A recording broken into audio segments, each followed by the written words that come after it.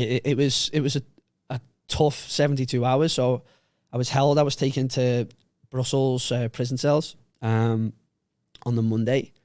What happened on the Monday was my sentence. I got given. I had to be held for 90 days, and then I'd be looked to given a 2-year sentence.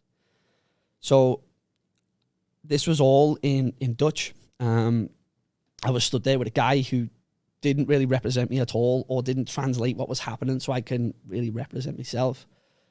So at one point, I was held for 90 days and then would have been sentenced for 2 years at the 90-day part.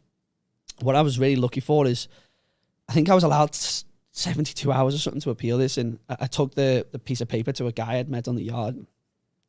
And like, I'm 21. I'm in a country I don't know. I'm fucking scared, man. Like, I'd just been sentenced for 2 years. And at that point, there was a few days, and which I'll explain in a sec as well, it's like, I'd made my bed, so it was time to sleep in it. It's like, you know what you've done. Like, it is what it is. So, honestly, I appealed the sentence. We went back to court. So this was about now 9-10 days after, so that following Monday. And on that one, I was given opportunity for bail. It was €10,000, like £8,000 at the time. Look, I didn't have that money. I'd been partying like a lunatic for 2 years. I've got amazing memories. I've got a life that I couldn't even imagine for. But I had no money, and I only had one phone number I knew, and that was my mum. So I'd spoke to my mum a couple of times. I was given €5 to make a phone call, and that was the only money I got.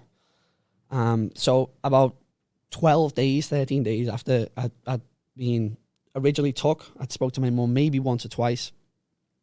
They gave me that almost an ultimatum, I'd like to say.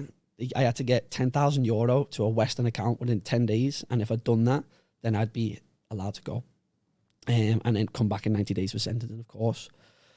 So I went back to my mum, and my mum told me that at the time she was just waiting at the phone for something for me to phone, and then she'd pick it up. She was obviously a nervous wreck. I'm a baby. So I rang my mum and said 25 seconds. I was like, hey mum, I hope you're okay. I just want you to know have you got a pen and paper? You've got to get €10,000 to a Western account within 10 days. And if I can do that, I'll be out. If not, I'll see you when I see you. Goodbye. And I just put the phone down. And I was like, I remember putting that phone down. Even now, I get a bit of a shake as I'm saying it. It's like, I walked back to my cell. I was sleeping on the floor. I had the same, I say in Scouse, we say bills. I had the same boxes on for that entire time for 3 weeks. I just stunk, man. I was at an all-time low. I was locked up for 23 hours a day.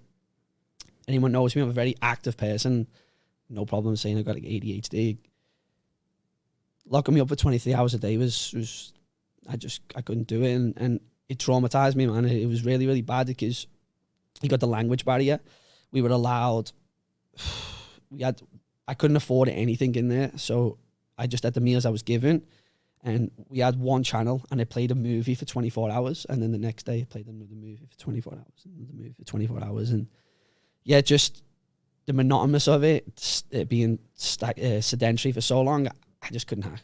I couldn't do it, and no problem in saying that at all. It's like, you know, when you're in that position, you either embrace it or you reject it.